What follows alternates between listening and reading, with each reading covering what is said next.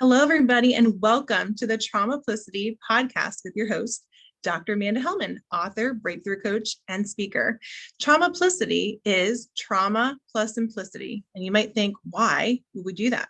Well, trauma is helpful, like if we go through the process with simplicity, simple steps to help us navigate the journey, because trauma can be complex, it can be long, and so we want to look at how we can get moving. And so usually we always have some amazing guests, and we have one tonight. I'm really excited to introduce in a moment, but we're going to look at what are part of trauma stories, looking at different tips to share for you to continue to navigate your journey, and then encouragement, because your story and your message matters. With that said, tonight's guest is Dan Stillman. Dan, is wonderful to have you here. And Dan is, you're welcome.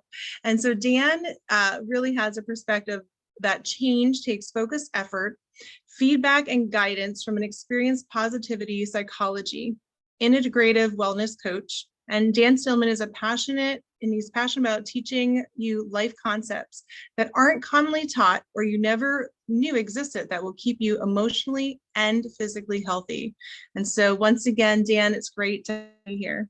Oh, thank you, Amanda. Thanks for having me. So with that, we are talking about trauma, and I wanted you to share part of your trauma story and perhaps the topic that you want to tell the audience about tonight. Sure, thank you. So trauma for me started at an early age. I was kind of born into trauma, so to speak. Mm-hmm. Trauma from a physical perspective, because I had stomach issues at a very young age, and it may be tied into some of the emotional trauma, which I'm sure was exacerbated by the emotional trauma growing up of abandonment. My mother came out of the closet in 1974. Mm-hmm. And back in that time, up until 1974, it was considered a mental illness to be gay. And at that time, they took the diagnosis of that out of the DSM book, which you're probably familiar with. Mm-hmm. Couldn't live this lie anymore. But what happened as a result of my mom living her true, authentic self, my aunt and uncle, and I was the youngest out of four, let's say, cousins. I was the only child with my mom and dad. They decided to have nothing to do with us anymore. So it was very difficult to deal with that abandonment. I didn't understand it at the time. And then also as a result of my mother, living kind of pretending and just living not her true authentic self. She was teased by my aunt and physically abused, and you know how the cycles start with that. You kind of pick that up. So as a result of my mom now being a single mom, because obviously my parents got divorced, when it came to punishment back then, hitting was like a thing that was considered normal. Not now, you'd go to jail if you hit your kids. But that could cause a lot of shame that I didn't even realize, that was developing, the not loving yourself, really, not understanding why things happen the way that they happen. And growing up as a Jewish boy, and I was the shortest of all my friends, and growing up in a mostly Catholic neighborhood, I got picked on a lot because I was Jewish, and got into a lot of fights, and people spit in my hair, and it was just not a good situation for me.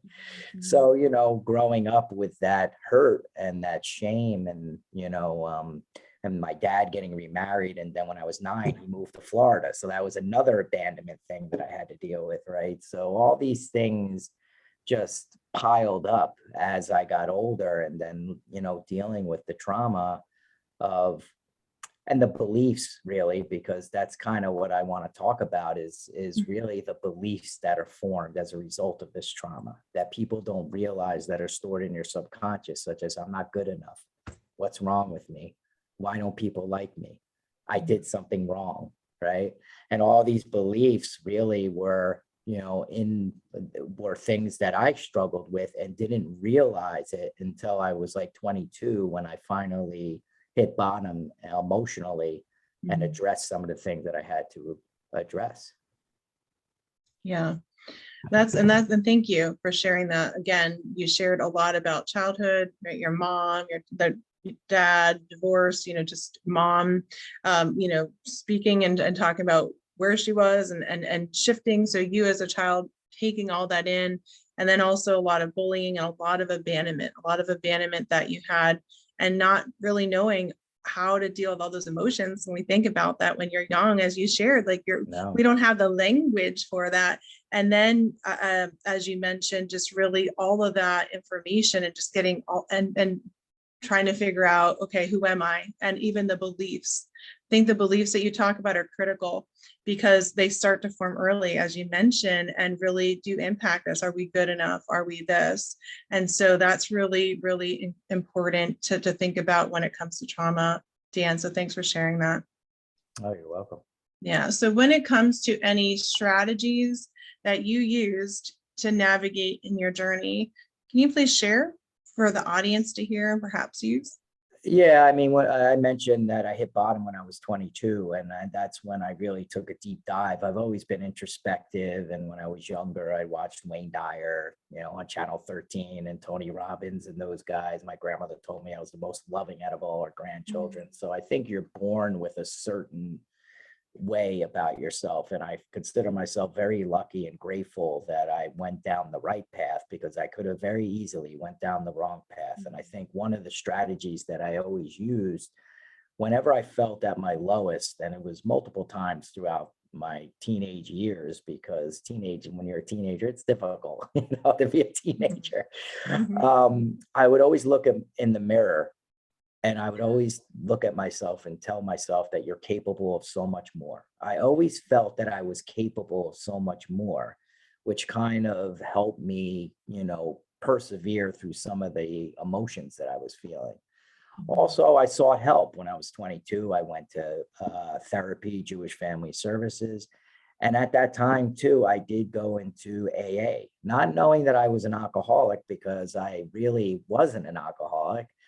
But I just didn't know where to go. The night before I went into Alcoholics Anonymous, I got down on my hands and knees and I prayed to God. I said, God, please help me. Please help me. And I just knew somebody who was in Alcoholics Anonymous. And, I didn't really drink that much, but I knew I needed something. Like I needed an escape. And, when I went to Alcoholics Anonymous, I worked on a 12-step program. And I think that was transformational for me. And I think everybody, you don't have to be an alcoholic to be powerless over your own life, right? Like you just need to surrender and start looking at yourself truthfully, honestly, vulnerably. And that's hard to do. A lot of people have one foot in and one foot out because they have fear, right? It's it's fearful to like feel the pain and all that anguish that you have stored up inside of you. So I did the 12 steps. I was in AA for 4 years, and going to Jewish Family Services to heal some of the trauma that I dealt with. And I confronted the people who had caused the trauma, which I think, for me was fortunate because they were alive, right? Some people don't have that option of dealing with that, but there's maybe ways of writing letters and burning them or doing something to help deal with the particular trauma or to let it go. And I asked why did those things happen, And as I was doing that, I created a thing called the 9 ingredients of love. When I was 23, and I wrote these 9 ingredients of love and I hung them on my refrigerator and I read them morning and night. And I really I had to learn to love who I was. And also I had some mentors, in AA, I remember I was a people pleaser, right? I was always wondering, why don't people like me? And it was, of course, I would think that because of all the abuse that I had taken. And I think I had, in life, you have one of these aha moments. And I had an aha moment when one guy said to me, he says, Dan, what makes you think everybody's going to like you anyway? I mean, it was pretty harsh, but it was tough love from a man that I never really got guidance because my dad had moved to Florida, right? So that was one of the things that helped me was being mentored by men that I never got with my father. And slowly but surely, I learned about self-centered fear. Unrealistic expectations that I was putting upon myself, perfectionism, how hard I was on myself. And slowly but surely, learning these things that either I was stuck in fear that either I was afraid I was going to lose what I have, or I wasn't going to get what I want or needed. And I was either stuck in both or stuck in one or the other. And once I realized that, you could live in the moment, learn to be grateful and love yourself, that's when the true transformation really started to happen for me. I love it. So I love a lot of those practical tools that you shared. And I just want to go back. So you really shared about when you started to have that transition and shift, be like, oh my goodness, I need help. How do I do this? And even though you weren't an alcoholic, but you went there and you got support, you had mentors, you had people who cared, who spoke into your life, and you had 4 years there just really forming those bonds. And I love how you shared that it was helpful for you in your process to have mentors, but specifically a lot of mentors that were men, to really show you perhaps the father's heart, in ways that you may not have had, that really help with the healing. And I also think it's wonderful that you had the 9 ingredients of love that you started to do at age 23, which is a year after that. So you're in your process, and then thinking about gratitude, which helps living in the moment, which could be hard for some of us, especially if you're creative. And so really learning how to love yourself. And as you mentioned, with trauma, that can really impact us. So those are really powerful tools, both practical and simple, but sometimes not always when we don't know how to step out, as you mentioned, because we're afraid. People get afraid to feel the pain, the fear of the pain, which is part of the journey, but very scary. So those are really huge things to go through, but if you have the right supports, as you said. So thank you. And then, as we're going through, I'm not sure if anything else came up to mind, Dan, that you use, any other tools or strategies. Yeah, I mean, listen, I'm 52 years old now. So I have had 30 years and it's continued to keep going. Like growth is continuous, right? So we learn things about ourselves every day. And sometimes that trauma that we experience, something could be triggered, a pain body, and then you have to use another tool to kind of squash what you're feeling. And it's another tool that I use is meditation, yoga, breathing exercises, real quick breathing exercises. Also becoming my own CBT therapist. Like a lot of times I use real-time resilience skills. So what I have to do is question my own thoughts, right?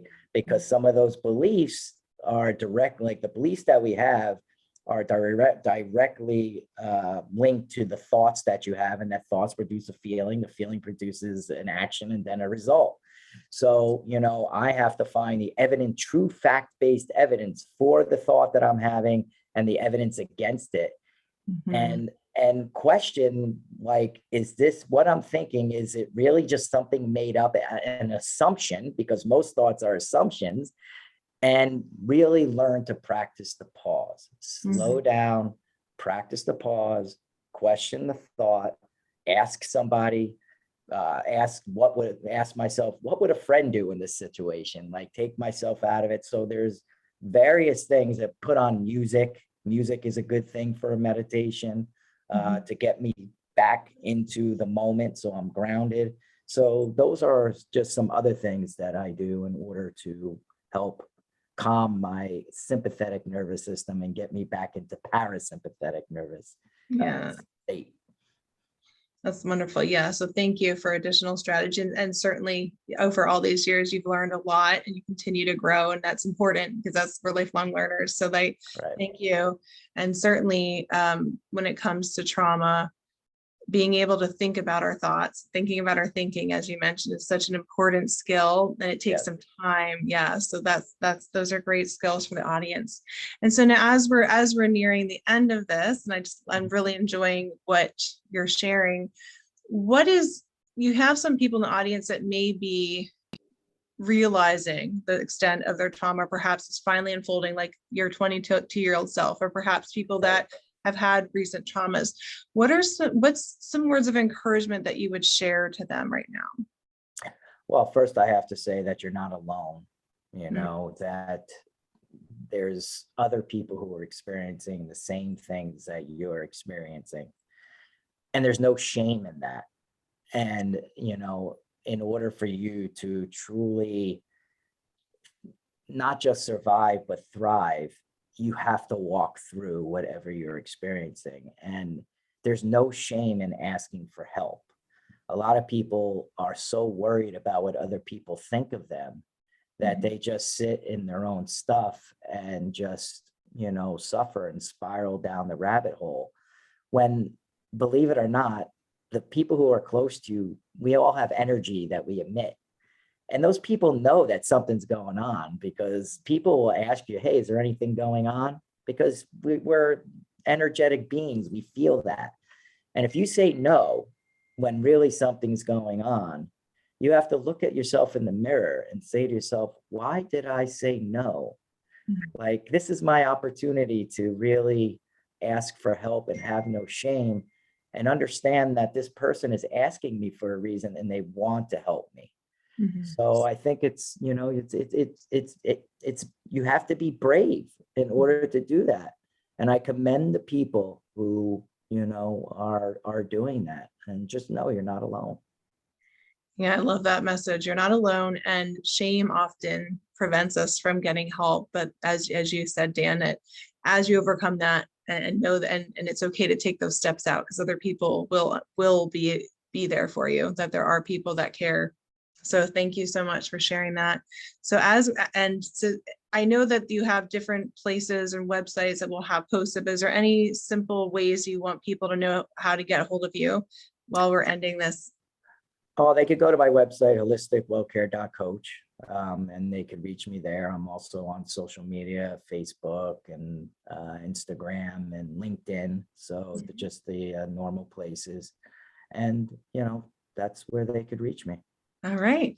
Well, thank you so much, Dan. It was wonderful having you on. Audience, certainly you can check out Dan's website, as he mentioned, and check all the social media information. And with that said, we have Traumaplicity Podcast every week, and we have guests on to share their stories, to encourage you, to empower you, and help you know that there are tools available and there are people that care. Your voice and your message matters. So thank you all. Thank you, Dan. Take care. You're welcome. Thank you, Amanda.